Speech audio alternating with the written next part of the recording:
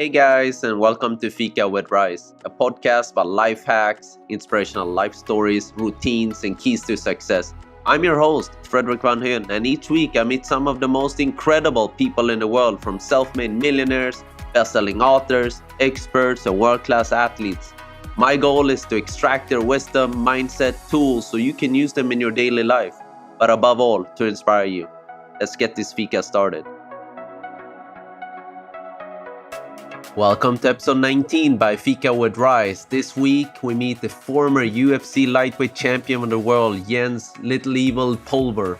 We learn how to develop a world champion mindset, how to build routines, why scheduling everything is the key to success no matter what you want to achieve, and how to find your inner middle finger.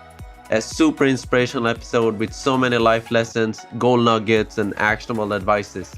Let's get this Fika started. This is Jens' story. Let's go. Pulver, what an honor. Welcome to Fika with Rice. I'm so excited to have you on the show. You have such an inspirational story. And the first time I read about your story, I found it really inspirational. Jens, you're the first ever lightweight UFC champion in the world. You retired 5-6 years ago, if I've done my homework correctly. But what you had to go through growing up in a family of abuse, and your journey, to where you are today is really what stood out to me, and I think there will be a lot of people in the audience today who will be resonating with you. So a big thank you for being here with me. For sure. Thanks for having me. To get started, Jens, how was your childhood? How did you get into fighting?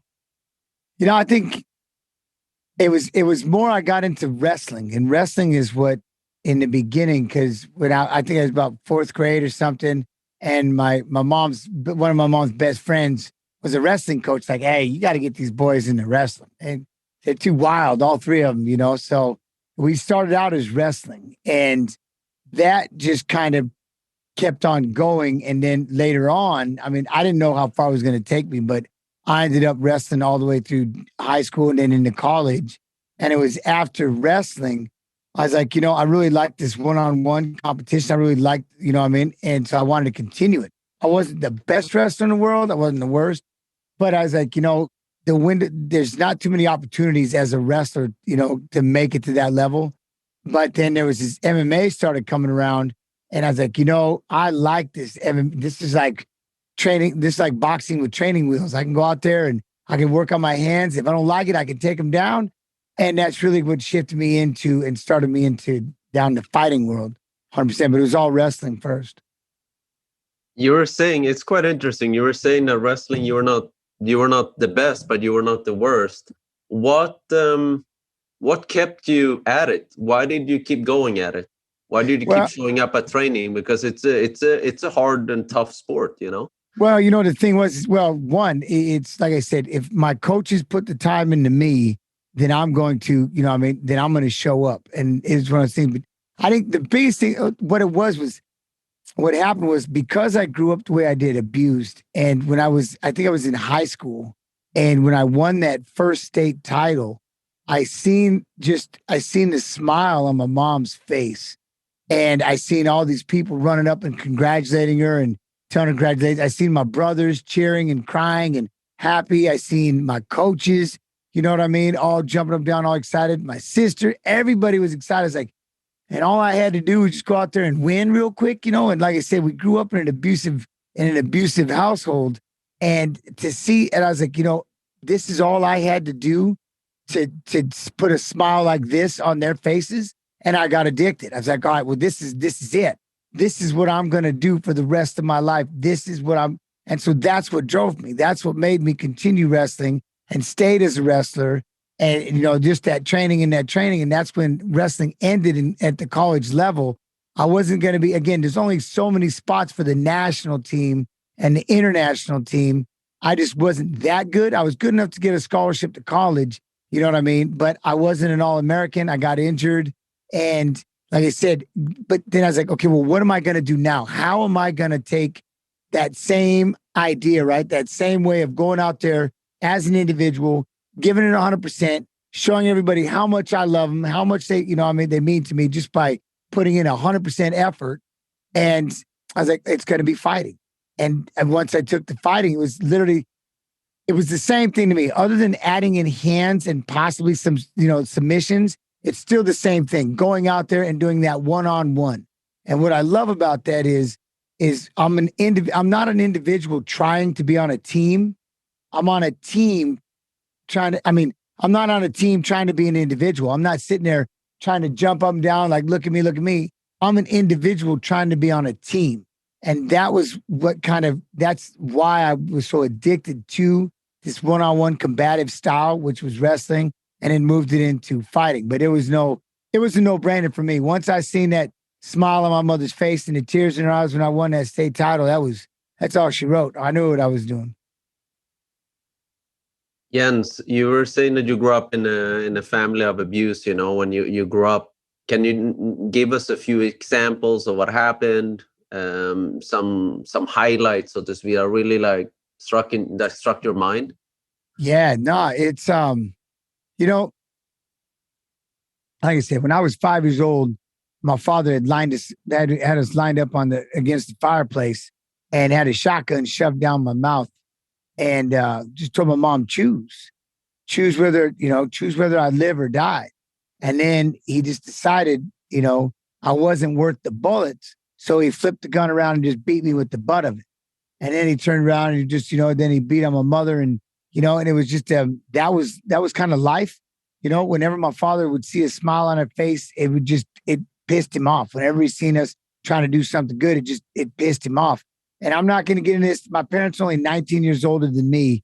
And, people say, well, why would you stick around or what, I'm not even trying to hear that. My mother was, they worked together. They ran their own they ran a business training horses, and she's always trying to look for the better part of it. He was, he's pretty good at this will never happen again. This never happen again kind of thing. And, it was just a cycle. We were just stuck in a cycle. And that's just how life was until it took an 8-year-old kid to call the police. My brother, one day when we were coming back from a big wrestling tournament, my father, we had just driven back from Wyoming. And we went down to the racetrack and he comes in, he was all mad and he stole the car. So now all of a sudden we're sitting there, we got no vehicle. And we're like, my mom's like, I can't believe this, all mad. So anyways, we get back to the house and then he shows up and he's like, I'm taking the van, I'm taking this. Like, well, you're not taking the van. And so we had this fight over the car keys. She threw them to me. He's coming at me. I'm like, oh Lord, I'm throwing him back. And he's basically trying to kill me and my mom. It took, like I said, my baby brother was in the house on the phone and he called the police. Before we know it, the police showed up and there they were and they took him away. And that's kind of that would be the separation, I guess. It wasn't really planned, but that's how it happened. Oh, you got a wrestling scholarship to go to college, Jens. You were not among the best. You were not among the worst wrestlers. Being in such masculine environment, what was the self-talk? What was the mindset that you had going to training and showing up at training, especially since wrestling training is so hard? Well, the thing is, it's all about repetition. And I think the biggest thing is, and it's again, I learned it from Jesse Itzler, which has really helped me. And I'll get to in a second about the calendar and planning it out. But see, that's the one thing for me that I've always found addicted was all I had to do was just show up. The coaches had the workout. So it's easy for me. All I had to do was just show up and give it 100%. And that was the easy part. I didn't have to sit there and be like, oh, well, what's going to be my workout? What am I going to do today? Whenever you have to do something like that, then you're in trouble. You know what I mean? You can't, because you be like, maybe I'm not going to run today. You know what? I'm just not feeling. I'm not going to show up. And see, the difference was I was like a workhorse. They would put that thing in front of me. And just because they took the time to write out the curriculum, write out the workout. And I was like, that's it. I'm in. And I would just go 100%. That was one thing that it was every day. It just became life. And that's, you just got to make it a lifestyle. Every day, just repetition. And even though at the time, like later on, you're thinking it's kind of mundane, you're just doing the same thing over and over and over. But for me, that was my life. That was my schedule. And it's habits, right? Everything that we can create is through habits. It takes 21 days to create a habit.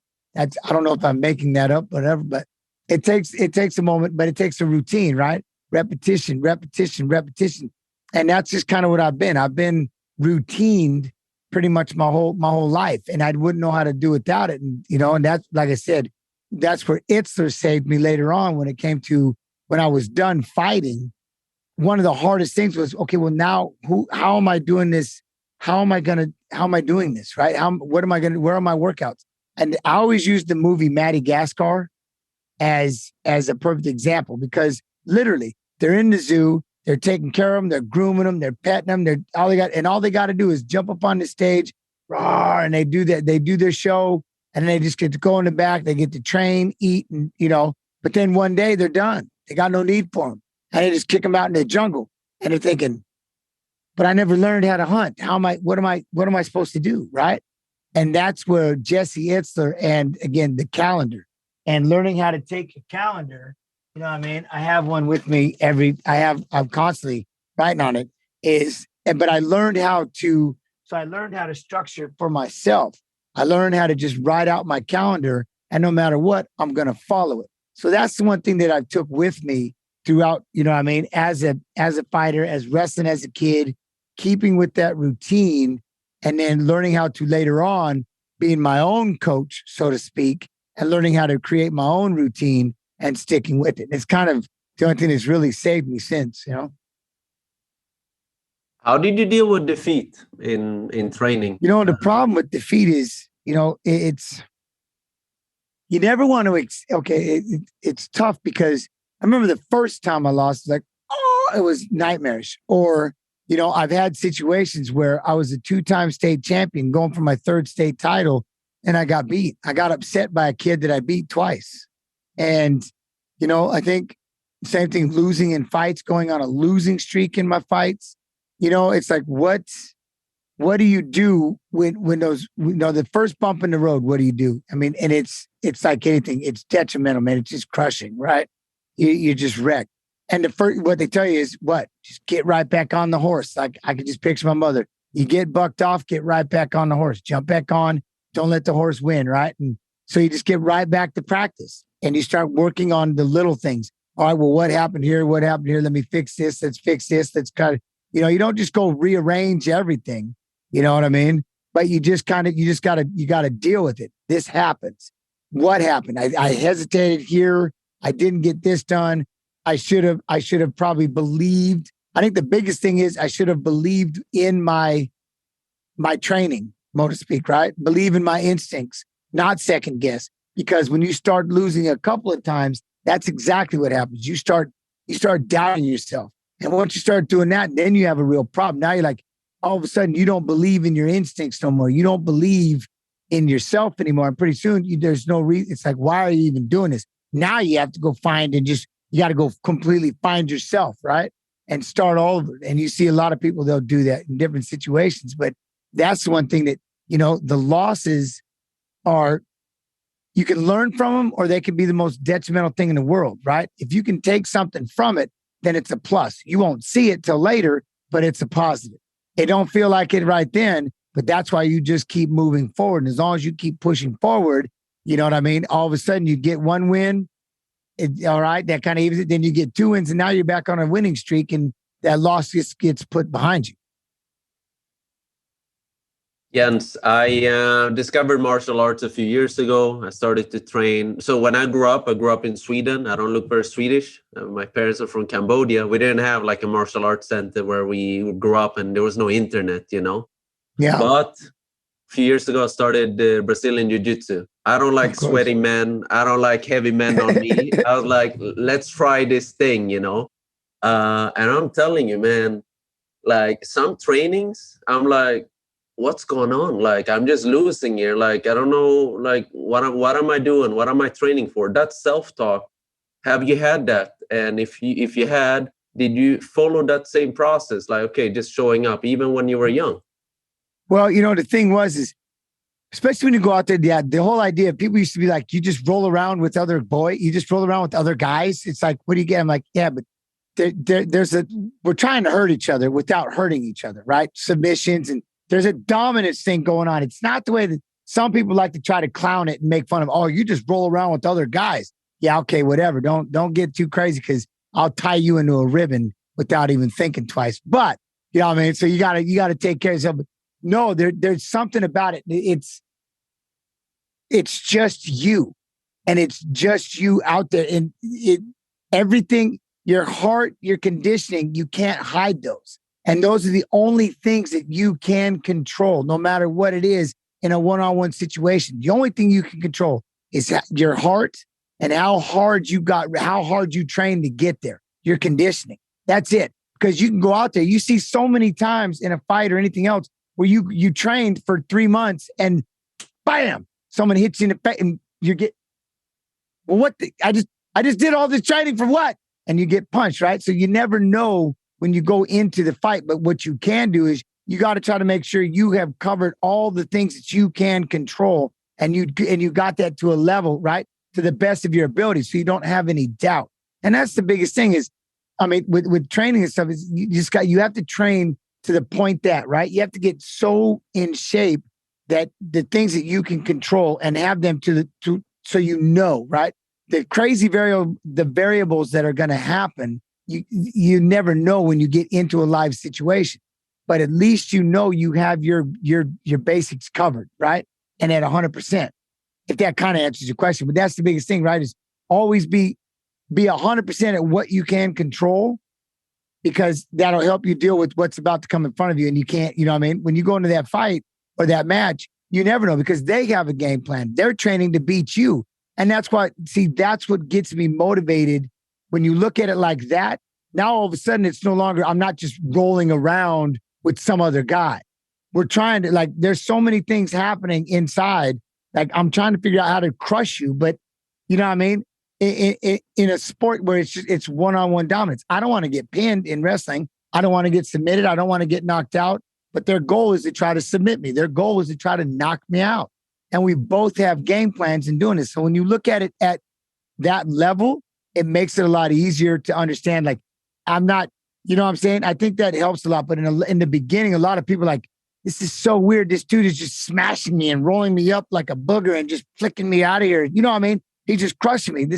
What is this? But then when you find out why you're doing it, I think that a lot of people think the philosophical side of fighting or the philosophical side of that, you know, side of it is when you get to that, it's like, all right, this makes sense. I'm actually learning these subtleties. You start to learn the little things that can make a difference, right? Like you want to learn how to, like today, I'm just going to figure out how to pass the guard in jiu-jitsu. I'm just going to pass the guard. No matter, that's all I'm going to do today. So you learn, even though all these things are happening, you're focusing on one thing, right? This big firefight's happening, but you can somehow slow everything down and make it calm because I'm just trying to make one step. My step is I'm just going to pass this guard. That's it. And when you pass it once, boom, now you've got a little bit of confidence. You pass it twice, now look at that ball starting to get up the top. You pass it about a third or fourth time, now that thing's steamrolling down the side. Now you've got it like, oh, I like this. And now you're starting to make small adjustments. And now all of a sudden it becomes addicting. But it would be like in anything, right? When you don't know, like if I walked into a kitchen, never cooked a day in my life, I'm going to just stand there and just be overwhelmed at the pots, the pans, you know what I mean, the smells and everything's like, yeah. But then once you start to learn, it becomes a routine. Then you start to understand what it's really about, right? I mean, hopefully that makes sense. Jens, how would you say then? How does like the average Joe, how does like myself, like for example, become a great martial artist, like whether that's wrestling or jiu-jitsu? What's the daily habits? What are like the steps one should be taking, for example? You know, I look at it like this. And it was when I met my wife. And then I sit here and my producer, Sean, who you met a minute ago, you know, I started meeting people like this. And world champion is a mentality. It's that simple. Being a world champion as a fighter, I used to think there's no way I can talk to these people. Like I can't talk to business. I can't talk to, you know, people that are in the business world and, you know, that are out there in the everyday world with, you know what I mean? Because I can't relate to them because I'm just a quote unquote big dumb fighter, you know, or a little fighter, whatever you want to say. But then when you start talking to them, you start talking about the preparation, what it is, it's a lifestyle, bottom line. And if it's number one, if it's your passion, then it becomes really easy to make it your lifestyle, right? But it's habits, everyday habits. You're constantly out there. You give yourself a schedule, you stick with it. If you love it, it's a lifestyle. Like you do all the little things. I always use the 3 little pigs as my perfect example. Most people, everything is just, when you look in the fighting world, everybody's like, I call it YouTube trained. So they made their house out of straw. They just have an idea. They know what finishing moves are, but they don't know how to get there. They don't know about the conditioning. They just want to learn the finishing moves. Show me the end. Then you've got the next pig. They make the house out of sticks. It's a little tougher. They might do a little bit of jogging. They may do some, they may go to a class or two, but they're still wanting that. They want that quick, excitement. They want that, whatever they're looking, whatever that is. I can't think of the word, but that satisfaction. They want that quick satisfaction of just seeing it end. Then you've got that third pig who's like, yeah, you guys get to go out and play. Well, I'm making a concrete foundation. And now so you're building a concrete foundation, repetition, all the boring moves, all of the things, building up your knowledge, understanding your field just above anybody else, right? Knowing it without hesitation. For the most part, you have this foundation, your job, whether it be in mathematics and science, whatever it is, your field and you spend every day learning it, right? So we have that concrete foundation. Then we build our house out of bricks. Now, depending on who our opponent is or our situation, one day that's a bedroom. The next day it gets transformed into a movie room. It can change. You can make small changes inside.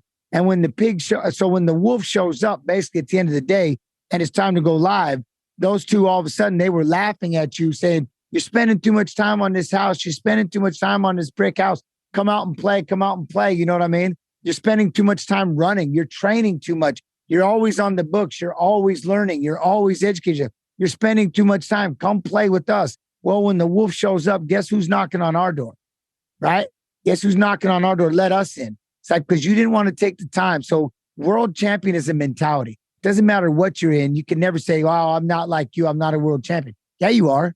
Anybody. It's just the mentality. This was my lifestyle. I did it 10, 11, 12, 13 hours a day, but it was all I thought about. Everything was about improvement. Doesn't have to be in fighting. Whatever you want to do, learning every day to make that stuff just common, your basic, your mindset. And so you're just going through, you make it a habit, you make it part of your life.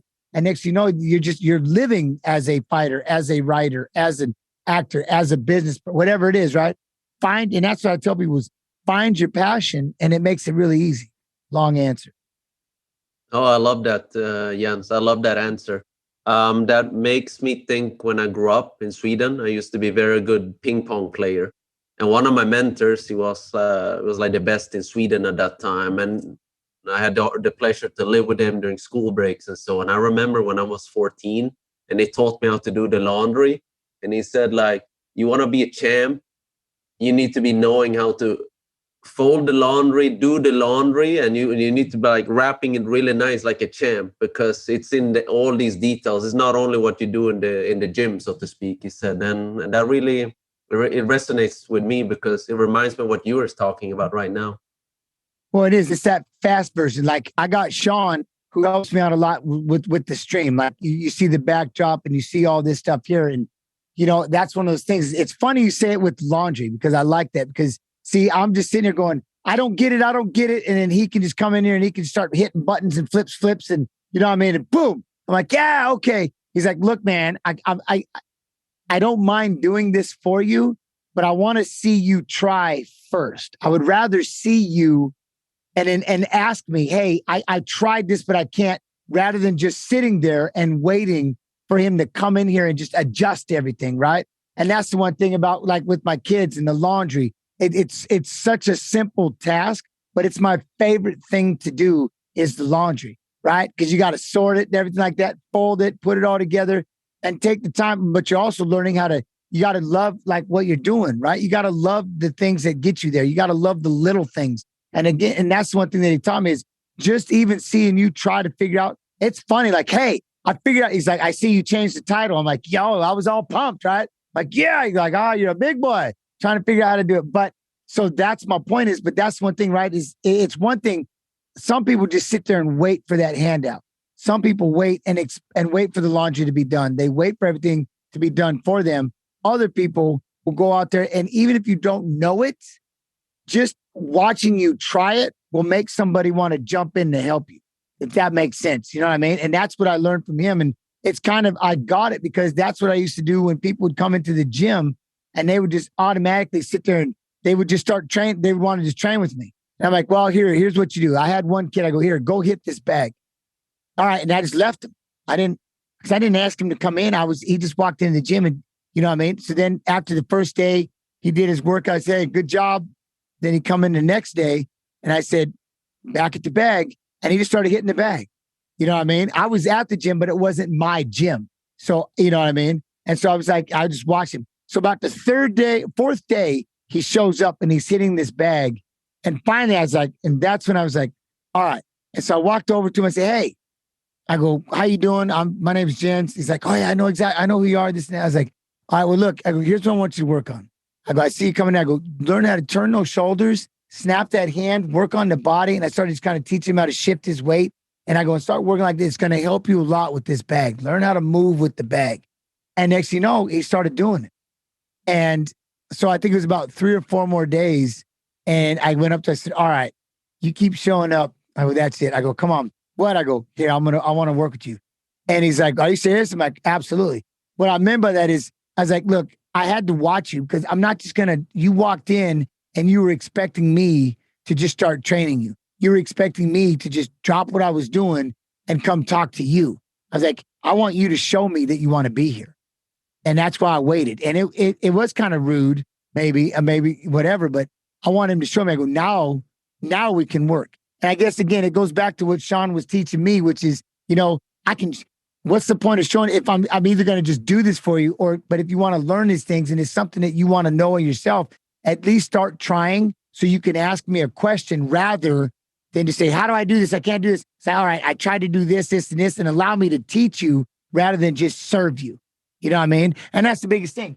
Nobody wants to be served. And if you do, I guess some people maybe do, but not in this world, right? Where you want to sit there and you want to learn how to do it. Again, when it's your passion, I understand it's scary in the beginning because you don't know what you're doing and everybody gets intimidated. I guess it goes back to that guard pass, though, that we were talking about in jiu-jitsu. Slow it down and just find one thing. Master that, then add it in. Because if you just look at this massive chart of all this list of things to do, you're like, that's just too much. That's too much. I can't do this list. It's way too much. Take 2 of those from that list, slide them over and work on those 2.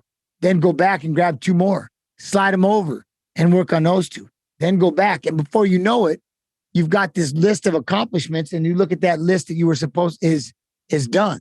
If that makes sense. No, it does. It does. Yeah, it does, Jens. It makes me think of also my jiu-jitsu professor, my coach, who told me, like, yes, being a world champ, you can be that on the mat, but it's really important to be world champ also outside the mat, and anyone 100%. Can be that. It's a mentality. Really, everybody's a world champion, and it's just how much you want to take. When people say, like, take pleasure, take time, slow down. Understand the boring things. It's the little things. It's the running in the middle of the night. It's the training. It's the dieting. It's the sleeping. It's all of it. It's not, you don't just pop up and become a world champion. The 3 little pigs, right? You don't just build your house out of straw, watch YouTube videos and think you're going to become a master. Now, don't get me wrong. Watching those YouTube videos start to give you ideas so that you can now go out there and start utilizing and executing again, right? Take 2. Go to the jiu-jitsu, go to the room and work on just a small guard pass. In boxing, work on just head movement, work on just, right? Or like with me, when it comes to trying to figure out how to work OBS and the Streamlabs and the studios, develop, like just pick a couple of them and I start getting, like, I can get a habit. I can turn everything on and I can just troubleshoot just a little bit, but I can't, where Sean can come in and just, I'm like, how do you do this? But, right, my point is, but in anything that we do is when you start building that knowledge, then you can become the troubleshooter. And before you know it, you become the coach. So again, it doesn't matter what world we're in or what we do for a living. It's just having that mentality, doing the extra and making sure, like I said, building your concrete foundation. You were mentioning philosophy before, Jens, and martial arts and wrestling. What role has philosophy played in your role when it comes to martial arts, or have it not? The hardest part is what I've learned is it wasn't until recently, to be honest, but I've learned that I didn't know what PTSD was. I didn't understand when people started talking about PTSD. I'm like, oh yeah, I'm sad that I have to be retired at 40 years old. I'm sad that I can't compete anymore. You know what I mean? But the reality was, nah, man, I developed it when I was a kid. And it was something that it goes back to my abusive father. Whenever I did something good, I sat around and waited for the other shoe to drop. Always, always. Because that's what he did. Whenever he seen us smiling, he would want to knock that smile off our face. So I developed that. So like becoming a world champion, you see people all the time that become stars or they become successful at what they're doing. And some say they became at an early age, whatever it is. For me, I became the world champion. And it was single-handedly probably one of the scariest things I've ever done in my life. Why? Because now all of a sudden I'm at the top and everybody's looking at me and I spent my whole life waiting for that other shoe to drop, constantly waiting for something bad to happen because that's how I grew up. That was my PTSD. Even to this day, whenever I do something good, I'm constantly waiting for that other shoe to drop. I'm waiting for something bad to happen, right? And so that's the side that you have to learn just in general is I have to learn how to just the way that your thinking process is messed up, right? And we gotta fix that for ourselves. And that's where I've learned how to this whole idea of learning how to be your own best friend first has probably been the coolest thing I've ever figured out, studied, and trying to understand is because just like anything else, it takes training. Learning how to say good things to yourself. You know what I mean? Because there are plenty of people out there ready to say negative things to you and about you. They don't even need to know you, right? But if you're already beating yourself up over and over and over, all it takes is one person to say some smart ass comment. And that's that 1-ton brick that breaks the camel's back and it crushes you because you've already put yourself down. Like I said, there are things I would say to myself that if I caught you saying that to my wife and kids, I would smash you. So why is it okay that you can say it to yourself? It's not. So you have to learn what I think is the hardest thing, the philosophical side of just life in general, is learning how to be your own best friend first. People like they'll look at it from it like, oh yeah, no, I'm being dead ass serious. Remember that world champion mentality we were just talking about? You got to learn how to do that to yourself, and you have to start off small. You got to start with one positive thing. Say one positive thing to yourself in the morning. And before you know it, then you'll probably get overwhelmed by a whole bunch of negative, quote unquote, shit, right? That you got to deal with. But then you got 2 positive things, then 3. And before you know it, you're just a positive person. And when somebody says that negative, it's just a bump on the scale. And then you're right back on that even road, right? It's not this massive roller coaster of destruction and passion and whatever else that you're on. And I think the philosophical side of just in general is that learning how to be your own best friend first is probably the greatest thing that you could teach yourself, period. I don't care who you are. It's probably the best thing you can teach yourself because then how can you be good to other people if you can't be good to yourself, right? Amen. 100%, Jens. 100%.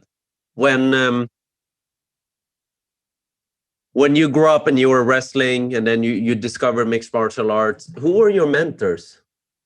Who did you look up to? Because you didn't have that from home, right? My mother was my hero. She's still to this day. And it wasn't that I looked up to her. I just wanted to see her smile. I had a brother that shot somebody when he was 16 years old and was in and out of prison. He's still in prison for 55 years. And I just wanted my mom to smile. I didn't want her to feel like a failure. I didn't, and as a mom, I didn't want her to feel like that because like she, her sweetheart, my father, and when they were 19-year-old kids, turned out to be a piece of shit. I didn't want her to feel that way. I didn't want her to blame herself. Shit happens. I just wanted to see her smile. And I wanted my baby brother to have a good example. And I wanted my sister to have a good example. I thought I wanted my middle brother to do it, but he was a hellion and oh well, there ain't much I can do. But that's what motivated me. And then I was raised by coaches and parents that I wasn't even their child would take me to wrestling tournaments and take care of me and love me like I was, You know what I mean? I wasn't like, they didn't love me like I was one of their kids. They loved me like I was a kid. And I was just trying to learn. And I was friends with their brother and their, with their son and their daughter. And they brought me with them. And then, those were my heroes. And they were the people I just wanted to, like I said, all I had to do was go out there and just give it 100%. And that's my way of showing, and I could see the smiles in their faces and I could see them. And that's all I had to do to make them proud, to show them that I love them. I didn't have to buy them all these cool gifts. I just had to go out there and give it 100%. And they got that. And that's what was addicting, right? That's how you show them you love them. You just train hard. You try hard. You just put a smile on your face. You be a positive person. And those are my heroes and those are my mentors. If it wasn't for those coaches and if it wasn't for my mother, I'd be the one serving time in prison. Pretty sure, because I was a pissed off kid. I did a lot of shit. I did a lot of street fighting. I did a lot of dumb things. But wrestling kept me going because I never wanted to see that frown. I never wanted to see my mother cry because I got locked up. It wasn't going to happen. I wanted to see her cry because I just won the state tournament. I wanted to see her cry because I just won the world title. I wanted to see her cry because she's just proud and happy. And that's what I was addicted to it. Jens, there are over 7 billion people on this planet. You are the number one fighter in the world. Like, where did that work ethic come from? Because wrestling, mixed martial arts is like really, really hard sports, when you're like in the fourth round and you can barely breathe, like where does that inner drive come from? Where does that inner voice come? Like, where does that little voice come to you? Why is that voice strong to you? Everybody's got to have that proverbial middle finger to somebody. There's got to be something or someone, whether it be depression, cancer, diabetes. My father was that middle finger. My father was the person that I said, one day I'm gonna get so famous. I'm gonna tell everybody about you. One day. And it drove me.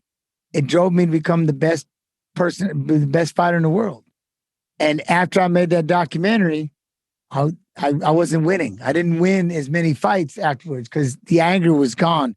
The pain was gone.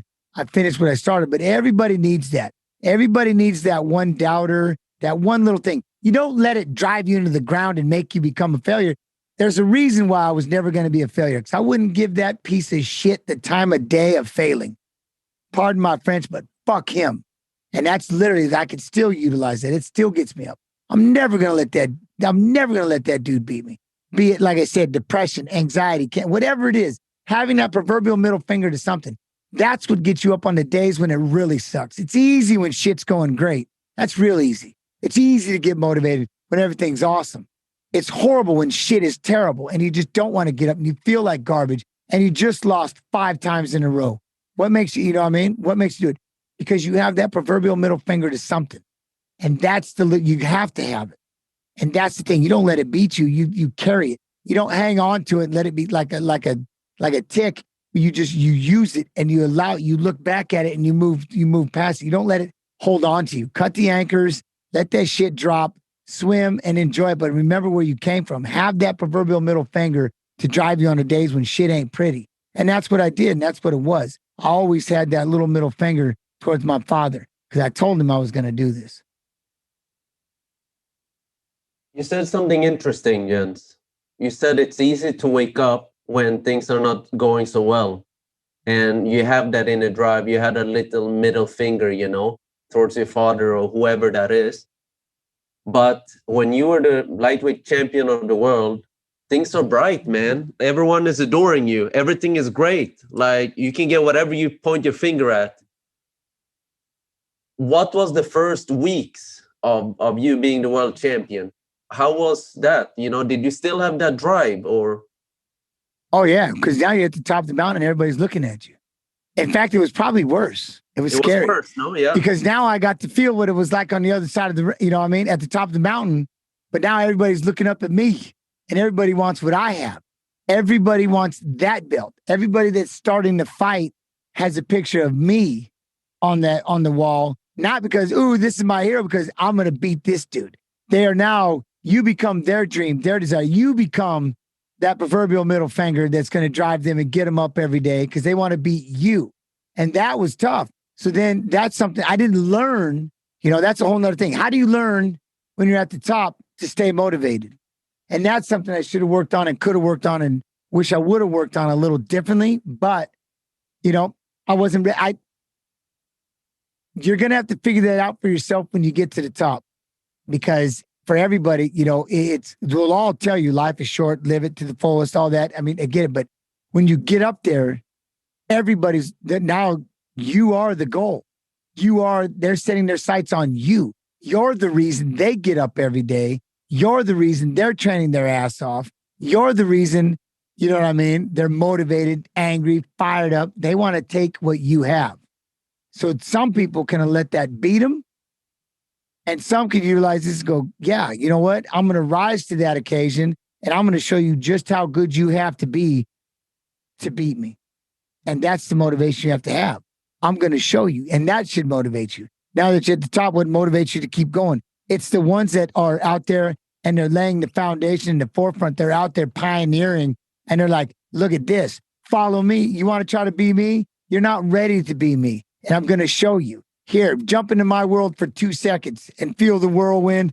And they're like, nope, not ready. And then off they go. You know what I mean? So that's the thing that should motivate you. And that's something I didn't learn until later on in life is that's the motivating factor. Show them. That's what gets you to go every day when you are at the top and you're kicking ass every day. What keeps you going? I'm gonna show everybody. I'm gonna clown them. I'm gonna show them what it's like to be at the top for 1 second. I want to make it so difficult. They're gonna realize, oh shit. I'm just that pig out there building my house out of straw and I'm watching YouTube videos. I'm in way over my head. You should feel that way because you are. And how dare you think it's this easy just to get up here? And don't get me wrong, some people, it happens. But that's, hey, man, you know what I mean? The sun shines on everybody's ass once, so, I mean, it happens. Was that a self-revelation later on, Jens, or was that something that you learned from a mentor or a friend? No, that's something I learned later, having to go through it. This is me on the other side. You know what I mean? I've climbed back down off that mountain, and this is me telling you, all right, here's what's up there. It's pretty damn cool. It's it's worth the hike. 100% it's worth the hike. Be careful on the way down. And while you're up there, take some pictures, enjoy the fucking moment, learn how to write out some goals, do what you got to do.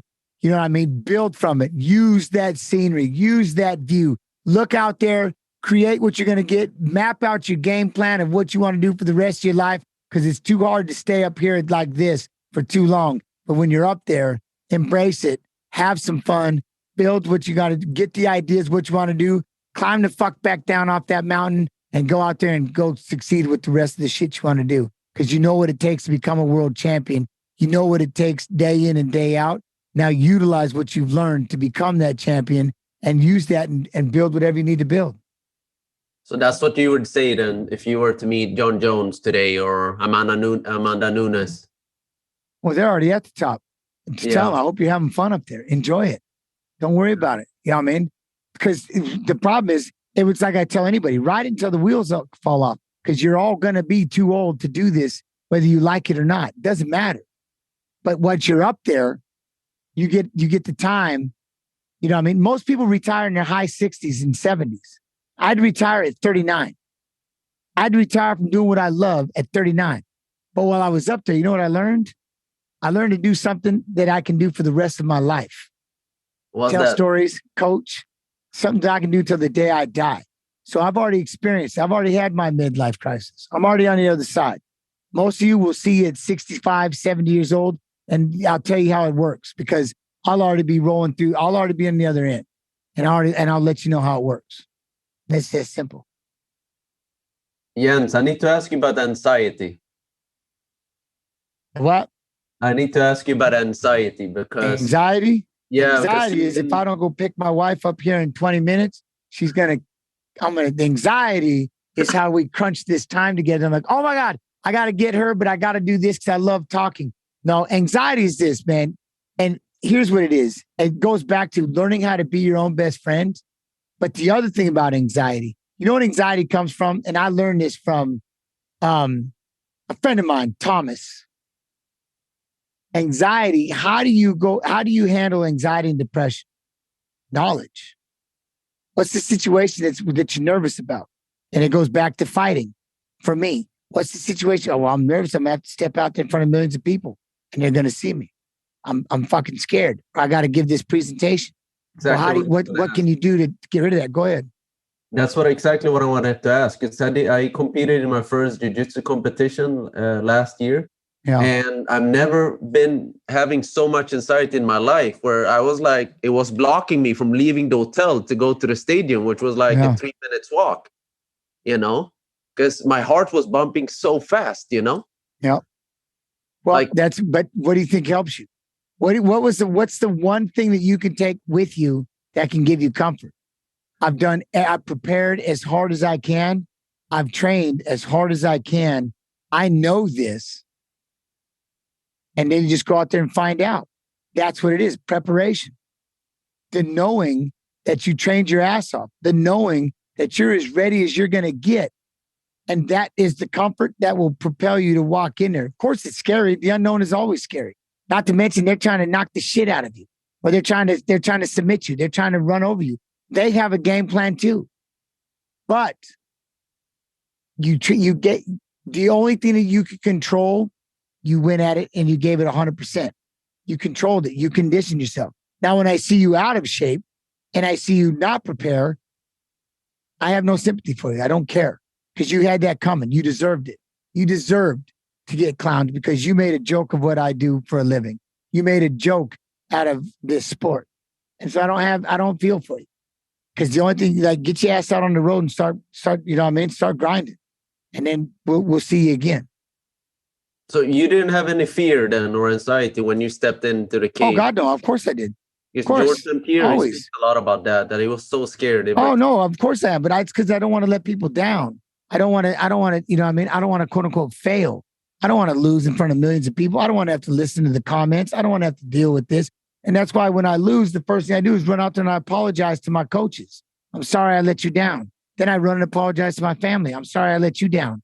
Then I run and apologize to anybody wearing a Lil Evil t-shirt. I'm sorry I let you down. That shit is hard. That's a hard pill to carry because guess what? When I win, I'm jumping in the crowd. Woo! I'm embracing them because I just built them all up. That's hard. When you're crushing a lot. You don't sit there and go, oh, poor me, poor me, poor me. Man, poor me. That's the last thing on your mind. You start going, fuck me, man. I'm so sorry. I'm so sorry. I'm so sorry. You feel like you let everybody down. That's the hardest part. I've never walked in there once going, man, I might get hurt. I may never come out of here. I'm like, man, I just don't want to go out there and not perform. I don't want to let my coaches down. We worked so hard to get ready. I just want to perform. And if you can and that's why it's so hard. That's what makes it a nightmare. When you have to step up and actually perform and the accountability sucks. Yeah. I don't have a lot of more questions, Jens, because I know you're very busy, but I am very curious though. You fought the famous BJ Penn, who is, for those that don't know, one of the absolute best mixed martial artists ever. How did you solve that puzzle? I remember sitting there after we were in the second round, and he almost had me in an armbar. And I remember sitting there in between the rounds going into the third round, and this kid was jumping up and down. He was holding this Hawaiian flag and he was flipping me off outside the crowd. And I was just thinking to myself,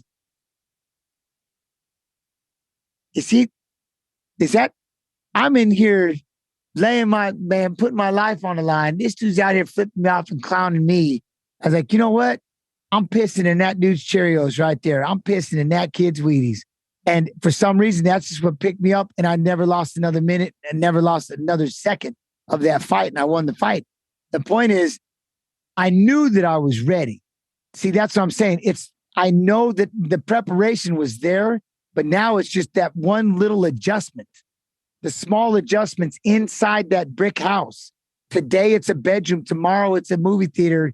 The next day it could be a little whatever, bar, a tiki bar, whatever. My point is the foundation was built and I just needed that one little spark to make one small adjustment. And that's all it took. And that's the thing about when I was fighting BJ Penn, I was an 8-1 underdog. But I knew, right? I knew that what I could control, I made it. I controlled it I get 100%. I did 100%.